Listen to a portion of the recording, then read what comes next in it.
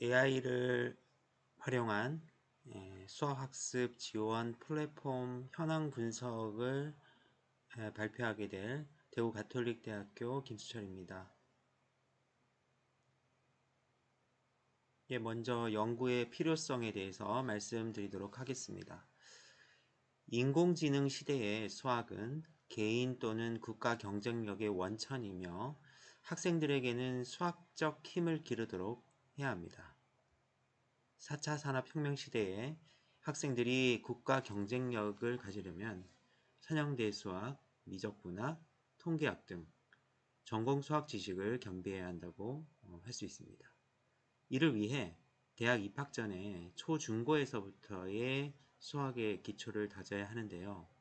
그런데 이제 수학은 학문적인 특수성, 즉 위계성으로 인해서 선수학습 요소의 결손이 발생하면 현재 학습을 소화하기 어렵다라는 그러한 특징을 가진 어려운 학문이라고 할 수 있습니다.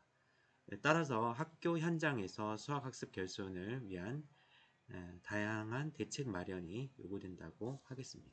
위계성이 강한 수학을 가르치기 위해서는 교사들의 많은 수고와 열정이 뒤따라야 하며 그것과 함께 교육 여건이 뒷받침되어야 합니다.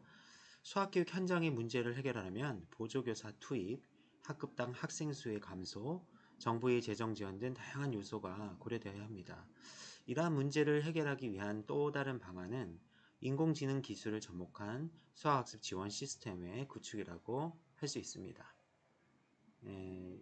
지금 방금 말씀드린 것과 같이 여러 가지 이제 재정적인 문제, 그리고 교육의 효과성이라는 측면, 그리고 많은 수의 학생을 교사가 일일이 개별 지도할 수가 좀 불가능하다라는 그런 현실적인 측면을 고려한다면 인공지능 기술을 접목해서 학생들의 수학학습 결손을 보충하고 그러한 학습들을 지원해주는 시스템의 구축은 국가과학이자 우리나라의 수학교육에서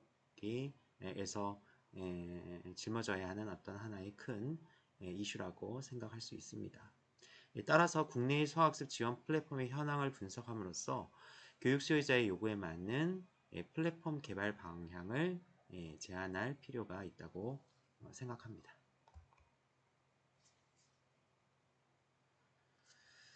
그래서 본 연구의 목표는 세 가지로 이제 요약이 될 수 있는데요. 첫 번째, 국내외 수학학습 지원 플랫폼 현황 분석을 토대로 각 플랫폼의 UI, 그러니까 사용자 인터페이스를 얘기하고요. 주요 기능, 장단점, 그리고 차별성 등을 도출해 볼 수 있습니다. 둘째는 각 플랫폼에서 인공지능 기술을 어떻게 활용하고 있는지를 조사하고요. 세 번째로는 이러한 그 연구 결과를 토대로 국내의 실정에 맞는 수학학습 지원 플랫폼 개발에 대한 시사점을 한번 도출해 보고자 합니다. 어떻게 보면 이게 방향성을 얘기하는 것입니다. 세 번째는요. 그래서 그 연구 방법으로 다음과 같은 절차를 거쳤는데요. 최초에 구글이나 네이버 등 같은 이제 온라인 검색 엔진을 활용해서 접근이 용이하고 인공지능 기술을 적극적으로 활용 중인 온라인 수학습 플랫폼들을 선정을 했습니다. 본 연구에서는 우선 한 10개 정도의 플랫폼을 선정을 하였고요. 그 중에서 미국의 플랫폼 7개, 뉴질랜드의 플랫폼 하나, 우리나라의 플랫폼은 우선은 2개를 선정을 했는데요. 사실 이제 우리나라에서도 더 개발된 플랫폼들이 있습니다. 물론 이제 사교육 시장에서 개발된 플랫폼들인데 그런 플랫폼들이 굉장히 좀 폐쇄적이어서 연구자로서 이렇게 접근하기가 쉬운 상황은 아니었습니다. 오히려 이제 미국이나 다른 나라의 플랫폼들은 굉장히 좀 접근하기가 용이했지만 국내의 플랫폼은 굉장히 접근하는데 좀 한계점이 있었습니다. 향후에 이런 방향은 좀 더 이제 보완을 해서 한국의 플랫폼들도 좀 더 분석을 해서 연구 최종 그 논문에서는 좀 반영을 할 계획입니다. 그리고 이제 플랫폼의 분석 대상을 설정하고 연구 보조원들에게 이 분석 방법을 안내를 했는데요. 이제 연구자 혼자서 이 플랫폼을 일일이 들어가서 다 체크하기는 굉장히 어려운 일이기 때문에, 그리고 시간도 굉장히 많이 소요가 됩니다. 따라서 이제 총 5명의 연구 보조원들에게 연구자가 한가지 샘플을 잡아서 어떤 식으로 플랫폼에 들어가서 분석을 해야 하는지를 이제 안내를 했고요. 그것을 통해서 이제 연구 보조원들과 함께 분석 방법에 대해서 서로 이제 공유를 한 후에 1차 분석을 실시를 했습니다. 그래서 이제 1차 분석에서는 연구 보조원을 활용해서 플랫폼에 직접 접속해서 각 플랫폼의 기능과 특징을 분석 기준에 맞게 표로 정리를 했고요. 그 표는 이제 뒤에 근거로서 보여드리겠습니다. 그래서 이 분석의 근거가 되는 대표 사례는 또 그림 파일로 저장하는 형태를 가져갔고요. 그 다음에 이제 분석 기준의 설정은 1차 분석 결과를 토대로 9가지의 플랫폼의 주요 기능을 도출하게 되었는데요. 그것에 따라서 분석 기준표를 만들고 각 기능에 대한 또 필요시에는 하위 기능도 도출해서 기준에다가 추가해서 넣었습니다. 그렇게 이제 만들어진 분석 기준 또 분석표를 가지고 2차 분석에 들어갔는데, 2차 분석에서는 앞서 그 연구 보조원들을 활용해서 2차 분석을 수행을 했고, 분석표에다가 그 결과를 입력하는 형태로 수행을 했습니다. 그리고 이제 3차 분석에서는 이제 2차 분석까지의 결과들, 그 다음에 분석표, 그 다음 대표 사례들, 이런 것들을 일일이 대조해 가면서 연구 보조원들이 분석한 결과가 실제로 맞게 체킹이 되었는지를 한 번 더 재확인하는 과정을 거쳤고요. 그것을 통해서 UI 및 주요 기능을 PMI, 그러니까 즉 장점, 단점, 차별성 등으로 구분해서 정리하고 종합하였습니다. 이 결과를 바탕으로 수학습 지원 플랫폼 개발 방향에 대한 시사점을 도출하였습니다. 분석 대상은 앞서 말씀드린 바와 같이 총 10개사의 수학학습 지원 플랫폼을 분석 대상으로 했고요. 분석 기준은 1차 분석 결과를 토대로 플랫폼의 주요 기능을 중심으로 9개의 상위 증거와 15개의 하위 증거를 설정했는데, 여기서는 이제 하위 증거는 상위 증거에 어차피 포함되기 때문에 상위 증거의 요약을 한번 보시면 그 개요라고 지금 제시를 해드렸는데, 첫 번째가 수학 개념 및 학습 관련 컨텐츠 제공 여부, 두 번째는 자기주도적인 학습 및 평가 수행 기능 제공 여부, 세 번째는 학습 동기 유발 요소가 있느냐, 네 번째는 평가를 통한 현재 학습 상태 및 성취 수준에 관한 정보를 제공하고 있느냐, 그 다음에 다섯 번째는 개인별 맞춤형 피드백을 제공하느냐, 여섯 번째는 학습 수행 및 결과 등에 대한 종합적인 자료나 리포팅을 제공하고 있느냐, 일곱 번째는 학습 과정에 나타나는 학습자의 학습 패턴, 그 다음에 그런 관련 데이터들을 축적하고 있느냐, 그 다음에 여덟 번째 실시간 피드백을 제공하고 있느냐, 아홉 번째는 손글씨 및 문자를 인식하는 기능을 제공하느냐 등으로 개요를 크게 구분하게 되었습니다.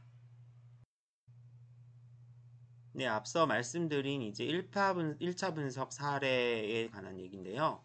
먼저 이제 굉장히 이제 로 데이터라고 할 수 있습니다. UI 또는 주요 기능을 다음과 같이 예시를 하고 있고요. 예를 들자면 문제풀이 위주의 2분에서 10분 이내 유튜브 영상으로 구성되어 있고, 연습 문제에는 보통 30문항으로 구성된 수학 문제를 풀고 정답 및 풀이 과정을 확인할 수 있다. 이게 이제 아까 수학 개념이랑 학습 자료의 제시에 관한 그 카테고리에 들어가는 그 항목이 되고, 여기서 두서없이 그냥 구분 이제 어떤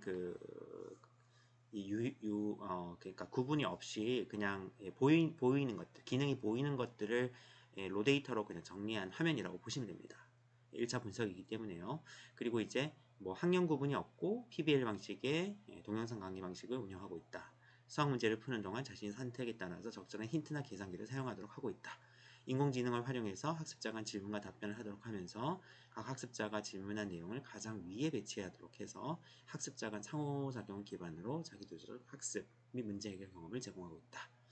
그리고 맞춤형 피드백을 제공하는 챗봇인 메스봇을 활용해서 개인별 수학학습을 하도록 하고 있다. 라는 등등의 이제 주요 기능들을 이제 추출을 해냈고, 그와 함께 이제 이 플랫폼의 장점은 학습자의 수학 진도 및 성취도, 취약점 등을 분석하고 있고, 교사와 학생에게 향후 학습을 위한 효과적인 정보를 제공한다.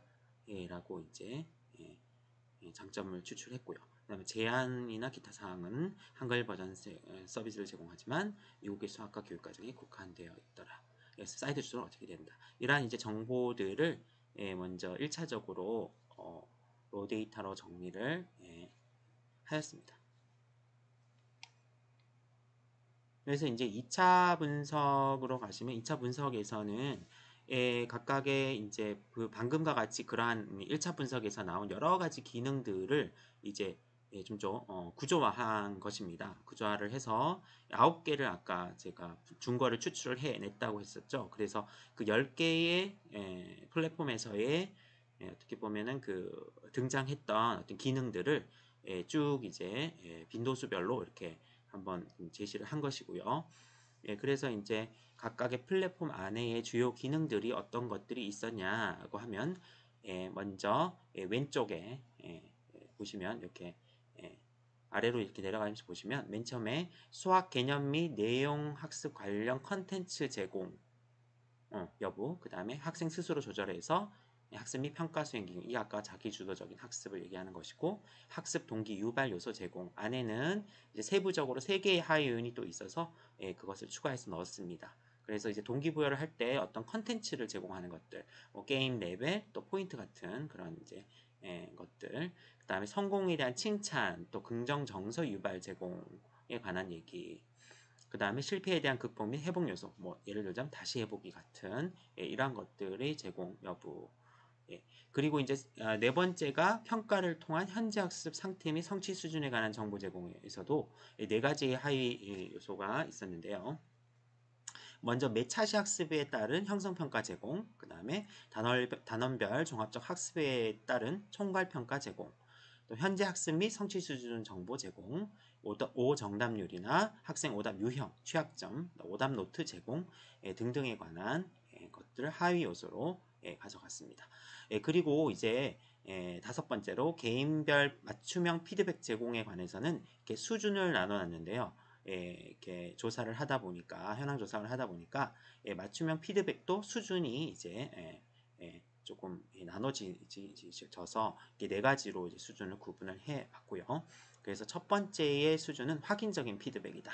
그래서 그때는 틀렸나 맞았냐 정도만 표시하는 것이고, 이 수준에서는 교정적 피드백이라고 해서 틀리고 맞았고 그렇다면 왜 그렇게 틀렸는지, 또 3수준에서는 이 수준을 포함하는 것들과 함께 어려운 문제에 대한 힌트 제공이나 또는 비계나 도움 제공 같은 것들이 있는지에 대한 여부, 그 다음에 4수준은 좀 더 정교화된 피드백으로서 학습 자료 및 유사 문제 추천, 또 제공을 포함하는 것이라고 볼 수 있고, 학습자의 능력 수준에 따라 범위와 깊이를 고려해서 차후 학습 및 평가까지 제공을 하고 있으면 4수준에 해당된다. 이렇게 이제 볼 수 있었습니다.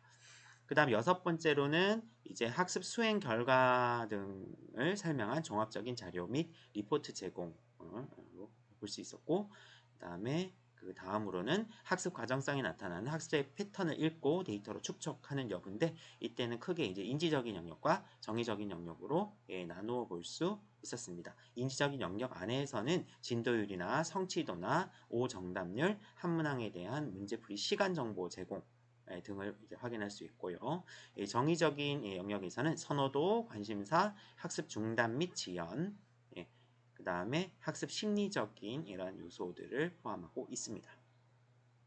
그 다음으로는 실시간 피드백 제공으로 볼 수 있고요. 이것은 이제 인공지능을 통해서 하는 실시간 피드백도 있는 반면에 그러니까 인간이 직접 학생들이 평가한 것들을 바로 튜터들이 인간 튜터가 이제 활용해서 피드백을 주는 형태, 그러니까 시스템만 갖춰진 것을 말하죠. 그리고 마지막으로는 손글씨나 문자 인식의 여부 이렇게 나눌 수 있습니다. 그 이제 9가지의 어떤 분석 준거에 따라서 이제 각 나라 그러니까 나라 미국에서 한 7가지 케이스, 뉴질랜드의 1가지 케이스, 우리나라의 2가지 케이스에 대해서 이렇게 이제 그거 기능이 있으면 동그라미를 이렇게 체크하는 형태로 체크리스트 형태로 가져갔습니다. 그리고 이제 이것을 체크했다면 체크한 근거가 있어야 되기 때문에 그 사례를 그림 파일로 캡처해서 그림 파일로 저장하는 과정을 거쳤는데 그것은 이제 뒤에 사례를 보여드리도록 하겠습니다. 자, 그래서 이렇게 보시면은 뭐 이렇게 위에 7건, 6건 정도 이제 이상이 되면은 이제 어느 정도 이제 이러한 플랫폼들이 공통으로 가지고 있는 어떤 기능들이다. 각각의 플랫폼들이 공통으로 가지는 기능으로 볼 수 있고 5개 미만인 경우는 이제 그 플랫폼만이 가지고 있는 어떤 특이점이라든지 뭐 그런 것들로 우리가 분류를 할 수 있고 실제로 여기 밑에 인공지능을 활용하는 어떤 이런 부분, 송글씨도 마찬가지죠. 이런 부분에 대해서는 굉장히 아직 그런 기능을 제공하는 것이 미흡한 수준이라는 것도 눈으로 보면 알 수 있겠습니다. 그래서 이제 상단부에 있는 것들은 굉장히 이제 공통적인 특성이라고 본다면 하위에 있는 것들은 특정한 어떤 몇 개의 플랫폼에서만 가지고 있는 기능이다 이렇게 볼 수 있겠죠. 또 한 가지 이제 사수준, 그러니까 아까 개인별 맞춤형 피드백 같은 경우도 인공지능 기술이 조금 필요하긴 한데요. 그때에도 이제 사수준에 해당되는 것들은 굉장히 이제 좀 미흡한 수준임을 전반적으로 확인을 할 수 있었습니다. 그래서 2차 분석 시의 대표적인 사례 추출 예시를 하나만 잠깐 보시면 이렇게 이제 여러 개들 중에서 이제 한 개 정도만 이제 보여드리면 방금과 같이 학습사 하장상에 나타나는 학습자의 학습 패턴을 읽고 데이터로 축적한다. 그랬을 때 인지적인 측면에 대한 정보를 제공하는 것에 이제 동그라미를 쳤는데 거기에 보면 오른쪽에 이제 캡처를 해서 실제 어떤 식으로 제공을 하고 있는지 대표 사례를 이렇게 그림으로 근거로 제시를 했고 그 안에는 학습 시간, 문제풀이 시간, 현재 레벨, 학습 활동 여부, 학습 날짜 등이 제공되고 있다라고 이제 기술을 했고요. 이제 또 연구 보조원이 분석을 한 것 중에서 송글씨 및 문자 인식에 관해서 이제 동그라미를 쳤었는데 실제로 보면은 이것이 송글씨하고 문자를 인식하는 것이 아니라 문제풀이를 위해서 그냥 메모장이나 노트를 활용할 수 있게 하는 어떤 그런 필기도구로서의 역할만 하기 때문에 이것은 송글씨 문자 인식으로 볼 수 없다라고 연구자가 최종적으로 3차 분석에서 판단해 가지고 이것은 삭제해서 X라고 이제 표현한 장면이라고 볼 수 있습니다. 이렇게 이제 1차 분석, 2차 분석, 3차 분석까지 거치면서 굉장히 정교하게 현황들을 분석하려고 노력을 하였습니다. 그래서 3차 분석 사례는 그러한 내용들에 이제 가감을 한 이후에 분석 사례를 PMI 형태로 정리를 했는데요. 이제 두 개의 플랫폼의 어떤 PMI 형태라고 볼 수 있는데 P가 이제 플러스, 마이너스, I 같은 경우 이제 어떤 이 플랫폼만의 특수한 어떤 자랑거리 아니면 굉장히 특별한 점 이렇게 이제 보시면 되는데 여기에서 이제 아까 그 K사, M사 이런 내용들이 있는데 그러한 내용들이 좀 더 이제 종합적으로 이렇게 PMI의 분류에 이렇게 제시가 되어 있고 이 3차 분석 사례를까지를 토대로 해서 연구에서의 시사점을 도출하였습니다. 자, 연구 결과를 보시도록 하겠습니다. 이 연구 결과는 분석 기준 설정 그리고 분석표 작성 및 대표 사례 추출 결과를 활용해서 국내외 수학 학습 지원 플랫폼의 세부 현황 및 특성을 파악을 하였습니다. 그리고 국내외 AI 기반 수학학습 지원 플랫폼의 주요 기능 및 UI, 각 기능의 유사점, 장단점, 차별성 등의 분석을 통해서 향후 플랫폼 개발 방향에 대한 시사점도 도출하였습니다. 그래서 연구에 불과해서 플랫폼들이 10개의 플랫폼들이 공통적으로 가지는 그 이제 유사점을 한번 봤을 때 첫 번째가 수학학습 개념, 그다음 학습 관련 컨텐츠 제공에 관한 얘기인데 동영상을 제공할 수도 있고 아니면 컴퓨터 베이스 보조학습 같은 시스템을 제공하기도 하였습니다. 비율은 0.7, 즉 이제 10개 중에 한 7건 정도, 7개의 어떤 사례가 7개의 그 플랫폼에 해당이 되고요. 그 다음에 자기주도적인 학습 조절 및 평가 수행 비율도 0.7의 비율이 나타났고, 학습 동기 유발 요소 제공 같은 경우는 이제 세부적으로 성공에 대한 칭찬하고 긍정 정서 유발 제공은 0.6, 실패에 대한 극복 및 회복 요소 0.7, 게임 레벨 포인트 보상 등 같은 이제 것들을 제공하는 것이 0.6 정도로 비율을 볼 수 있었습니다. 그리고 현재 학습 상태 및 성취 수준에 관한 정보 제공 비율이 0.9로 굉장히 높은 편이었고요. 그 다음에 개인별 맞춤형 피드백 제공은 비율이 0.6인데 단 주의할 것은 이것은 굉장히 낮은 수준인 1수준과 2수준, 아까 말씀드린 1수준이 이제 틀렸나 맞았냐, 그 다음에 2수준 같은 경우는 틀렸다면 그 이유가 무엇이냐 정도를 제시해 주는 것이라고 볼 수 있습니다. 그리고 학습 과정에서의 학습 패턴 관련 데이터 축적은 인지적인 영역의 비율이 0.6이었다. 그러니까 정의적인 영역은 다 다르지 않았던 것으로 확인이 되고 있습니다. 그래서 이제 노란색으로 이렇게 표현한 부분은 전체의 그 유사점들 중에서 어떻게 보면 마이너스 1이 된다고 볼 수 있겠습니다. 연구 결과의 이제 두 번째로 플랫폼 기능의 차별성의 측면인데, 이것도 이제 좀 시사하는 바가 있는데요. 매차시 형성평가 제공 플랫폼의 비율은 0.4 정도, 이 비율을 1로 봤을 때요. 그 다음 총괄평가 제공 플랫폼 비율도 0.4 이 정도 됐는데, 그래서 이제 어떤 플랫폼은 형성평가 매차시마다 제공하고 어떤 플랫폼은 총괄평가만 제공하고 있고, 이래서 이런 부분도 이제 만약에 플랫폼이 개발된다면 두 개를 다 활용하는 형태로 진행이 돼야 되지 않나 그런 생각을 해봤습니다. 그 다음에 학생 오답 유형 및 취합적 분석, 그리고 오답 노트 제공 비율도 0.4로 이제 낮은 편이었고요. 개인별 맞춤형 피드백은 3에서 4 수준 제공이 비율이 0.3 정도. 그러니까 이제 방금 말씀드린 굉장히 이제 높은 수준 정교화 피드백이나 맞춤형 문제 보충 자료 제시 같은 것들은 굉장히 낮은 편이었습니다. 그리고 학습 패턴 관련 정의적 영역 데이터 축적 비율도 0.2밖에 안 되고요. 인공지능 활용한 실시간 피드백 제공 비율도 0.2. 그 다음에 인간 튜터를 활용한 실시간 피드백 제공 비율은 0.1. 송글씨 및 문자 기능 제공 비율은 0.1이다. 이렇게 이제 나왔고요. 사실은 이제 이것도 굉장히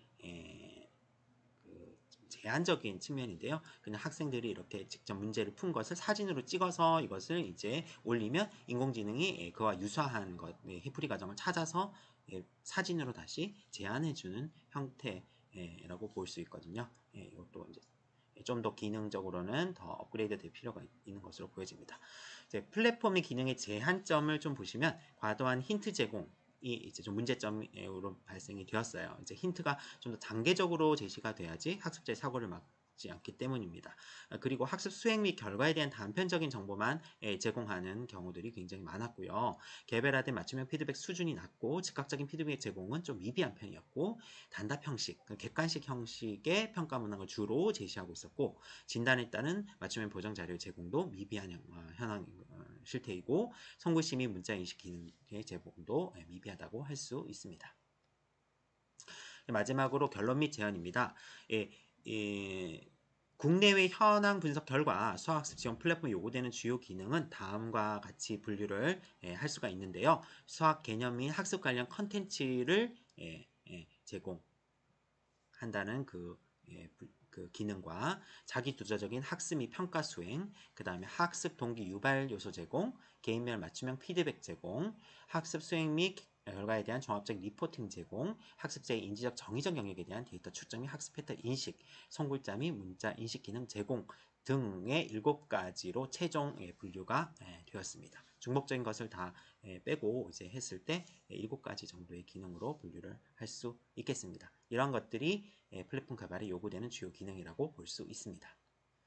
둘째로는 국내의 수학학습 지원 플랫폼 현황 분석 결과 인공지능 기술을 플랫폼에 활용한 기능은 다음과 같은데요. 먼저 개인별 맞춤형 피드백 제공의 상위 수준인 정교화 피드백 및 유사 문제 추천 기능, 이러한 것들이 인공지능과 관련된 기능이라고 볼 수 있고요. 오점당류 분석이나 학습 오답 유형 취약적 분석도 마찬가지고, 그리고 학습 수행 및 결과 등을 설명하는 종합적인 리포팅 제공 기능, 학습자의 학습 패턴 인식 및 데이터 축적 기능, 실시간 피드백 제공 기능, 여기서는 특히 챗봇 서비스 제공 기능을 이제 얘기하고요.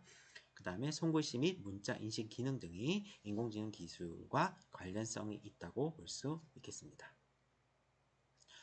자, 세 번째로는 본 연구 결과를 토대로 국내의 실정에 맞는 수학학습 지원 플랫폼에 대한 시사점을 도출을 해보면 다음과 같습니다. 수학 개념이 보정학습을 위한 컨텐츠의 제공은 필수적이라고 할 수 있고요. 그 다음에 자기주도적 학습을 위한 학습 조절 기능도 필요합니다. 그리고 학습 과정에 적합한 학습 동기 유발 요소의 다양한 제시가 필요해 보이고요. 또 개인별 맞춤형 피드백 제공의 질적 수준 향상이 요구되고요. 학습 과정에서의 학습 패턴 인식 및 다양한 데이터 축적이 요구되고, 특히 정의적 영역에 대한 데이터 추적 및 리포팅 제공 기능이 강화될 필요가 있습니다.